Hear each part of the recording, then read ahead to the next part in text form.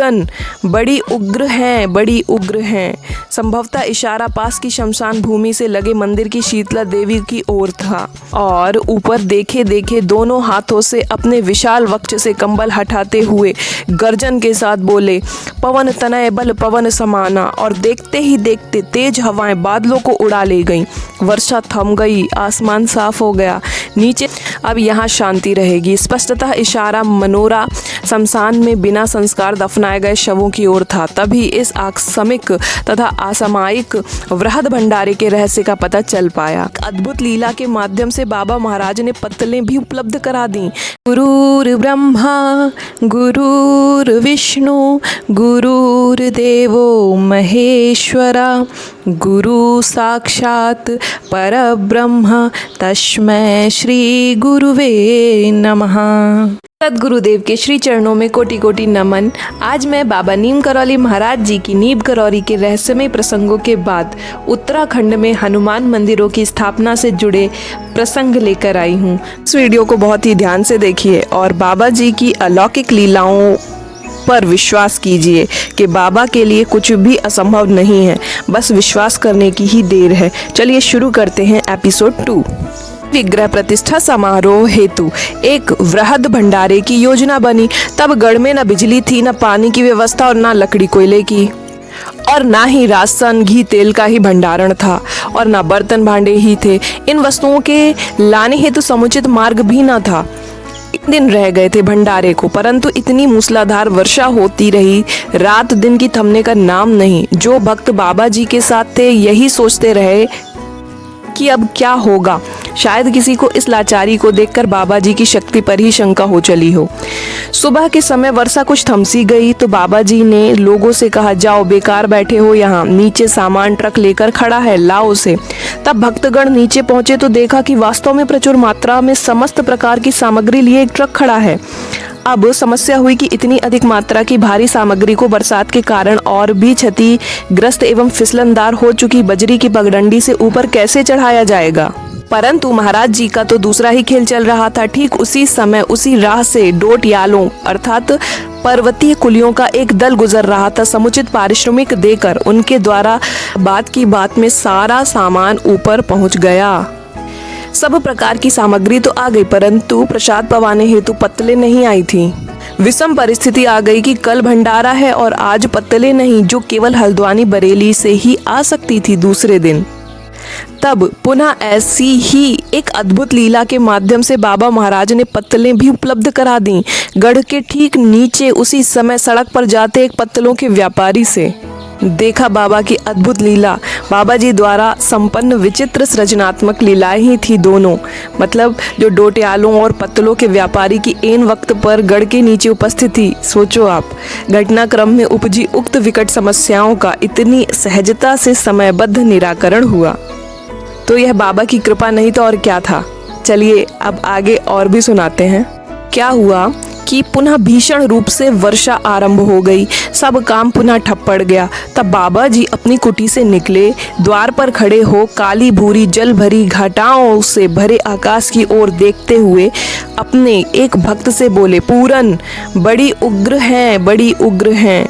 संभवतः इशारा पास की शमशान भूमि से लगे मंदिर की शीतला देवी की ओर था और ऊपर देखे देखे दोनों हाथों से अपने विशाल वक्ष से कंबल हटाते हुए गर्जन के साथ बोले, पवन तनय बल पवन समाना। और देखते ही देखते तेज हवाएं बादलों को उड़ा ले गईं।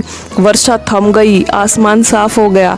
नीचे से कनस्तरों में पर्याप्त जल भी इकट्ठा कर लिया गया। तदुपरांत भंडारे हेतु प्रसाद बनना प्रारंभ हो गया। यद्यपि प्रसाद प्रचुर मात्रा में बनता रहा दिन रात, परंतु भंडारे के दिन इतनी अधिक संख्या में स्त्री पुरुष बाल वृद्ध युवक युवती प्रसाद पाने आए कि भंडारे के दिन शाम तक भी प्रसाद का बनाते रहना आवश्यक हो गया। इस बीच घी चुकने लगा था। बाबा जी तक सूचना पहुंची। तब वे तनिक कृत्रिम क्रोध से कुछ तेज आवाज में बोले, कैसे खत्म हो गया घी? जाओ वहां देखो, पानी के कनस्तरों के बीच घी छुपा रखा है किसी ने। और जब खोज हुई तो वहां घी भी निकल गया। पानी को ही मनसा सिद्ध बाबा जी महाराज ने घी बना दिया। अपनी शक्ति को जनसाधारण से गुप्त रखने हेतु घी छुपाने का दोषारोपण नाटक कर। बाबा अति कृपालु अति दयालु हैं, देखा आपने। चलिए और आगे बढ़ते हैं। मंदिर भवनादि सब बन गए तो एक और बृहद भंडारे की मनसा बाबा जी ने कर दी, जिसका कोई प्रयोजन उन्होंने स्पष्ट नहीं किया। ठंडी का मौसम था, नैनीताल में केवल प्रवासी रह गए थे तब 4-5 हजार की संख्या में। अतएव व्यवस्था करने वालों ने उसी अनुपात में भंडारे की व्यवस्था की। बाबा जी बीच में आए तो इतनी कम सामग्री देखकर संतुष्ट हो लौट गए। तब और बड़ी व्यवस्था की गई। सबके मन में यही प्रश्न था कि क्या होगा इतनी सामग्री का, परंतु भंडारा प्रारंभ हुआ तो ना मालूम कहाँ से हजारों की संख्या में लोग, जिनमें बहुल संख्या में केवल बच्चे शामिल थे, आते चले गए और भंडारे के बाद कोई सामग्री शेष न रही। तब कुछ अंतरंगों से बाबा जी ने कहा था, आज यहाँ की सब आत्माएं तृप्त हो गई हैं, अब यहाँ शांति रहेगी। स्पष्टतः इशारा मनोरा शमशान में बिना संस्कार दफनाए गए शवों की ओर था। तभी इस आकस्मिक तथा असामयिक वृहद भंडारे के रहस्य का पता चल पाया। बजरंगगढ़ के प्रारंभ और विस्तार के मध्य बाबा जी महाराज भक्तों के साथ अपने मनोहारी लीला कौतुक करते रहे। बाबा जी के आगमन पर नित्य ही बड़ी संख्या में भक्तों तथा दर्शनार्थियों की बजरंगगढ़ में भीड़ लगी रहती थी। एक ओर जहां अखंड राम नाम चलता रहता, वहीं हनुमान जी के सामने सुंदरकांड एवं हनुमान चालीसा का पाठ और कभी कभी अखंड रामायण भी चलते रहते।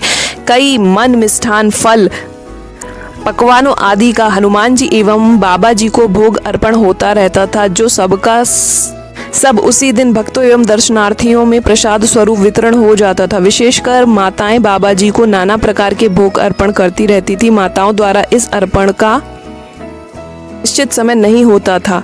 प्रातः सूर्योदय के पूर्व भी भोग प्रसाद बनाकर आरती सजाकर वे ले आ पहुंचती थीं बाबा जी के समक्ष। बीच बीच में महाराज जी नैनीताल शहर में भक्तों के घर जा जाकर भी अपनी मोहिनी की वर्षा कर आते थे। तो ऐसे थे हमारे निराले बाबा जी।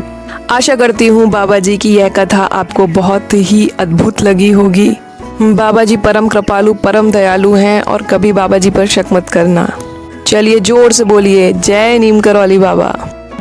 बाबा नीम करौली आप सभी पर अपनी करुणा और कृपा बरसाए रखें। धन्यवाद। और इस वीडियो को ज़्यादा से ज़्यादा शेयर करें, ज़्यादा से ज़्यादा लाइक करें और इस चैनल को जितना हो सके सब्सक्राइब करें, ताकि बाबा के भक्तों की संख्या और बढ़ सके और हम सब एक परिवार होकर ढेर सारी कहानियाँ बाबा की सुनते रहें। उनके चमत्कार के किस्से कम नहीं पड़ेंगे। धन्यवाद।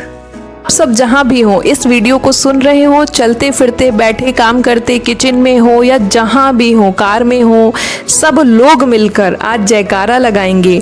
बोलो नीम करौली बाबा की जय, श्री हनुमान जी महाराज की जय, जय जय श्री राम। बाबा की कृपा हम सब पर बनी रहे। धन्यवाद। नमस्कार इस वीडियो को पूरा देखने के लिए।